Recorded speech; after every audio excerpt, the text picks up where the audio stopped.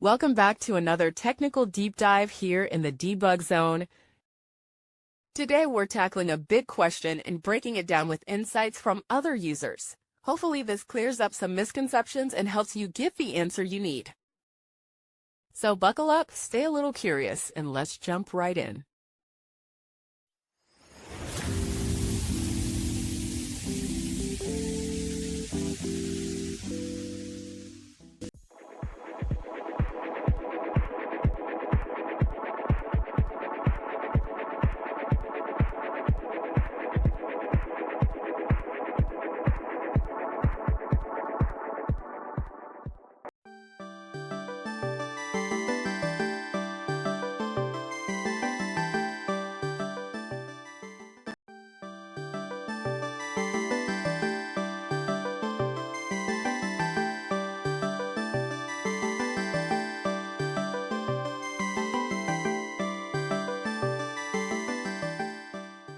And that's a wrap.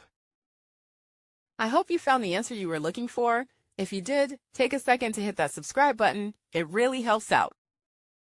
And let me know in the comments which solution worked best for you.